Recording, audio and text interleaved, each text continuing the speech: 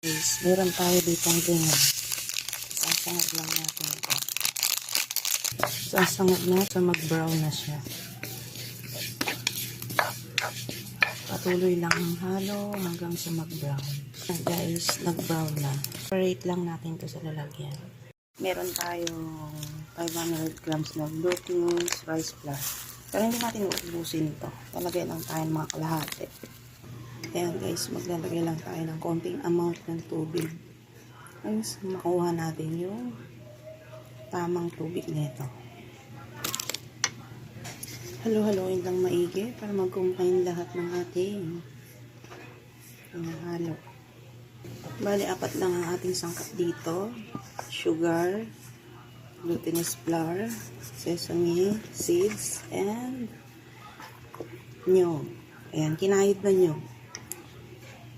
So, yung ganito na ang texture ng ating hinahalo. So, proceed na tayo sa pangalawa. Sa panibagong procedure.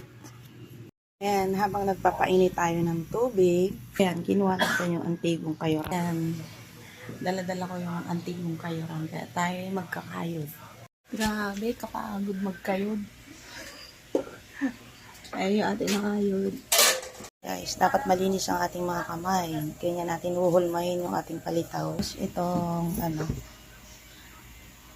huwag nating kinudkod. Ayan lang yung ating kinudkod. Oh. Ganyan na karami. Grabe, itong pagkain natin matrabaho to. Kaya pala ang mahal-mahal kahit maliit lang. So, ayan, mainit na ang ating tubig. Tambog na natin yung ating gagawin palitaw. Guys, dami na natin nagawa. So, hintayin na lang natin na lumitaw siya. Sabihin umibabaw dun sa tubig. Kaya tinawag siyang palitaw. Diba? Yan guys, nagluta na yung ating palitaw. Natin isa-isa.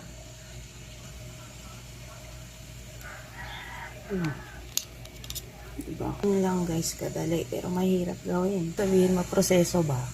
Diba? Pero grabe naman. Pag ito natikman mo, masarap.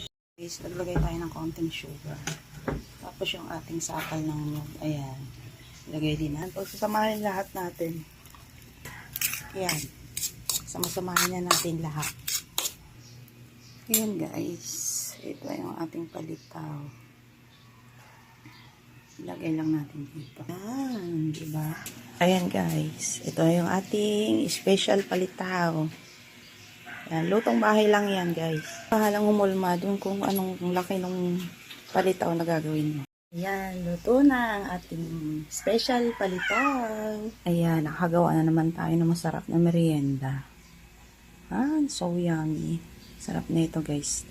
Try nyo rin. Yung nagkikrave kayo sa isang pagkain. Tapos, madaling lutuin. Ayan. Madaling lutuin pero maproseso lang talaga. Ayan. Pag nagkikrave kayo, alam nyo, mahal na ngayon ng bilihin. Ayan guys, so, ating palitaw. Grabe ang sarap. Try nyo rin. Sarap na merienda. Kain.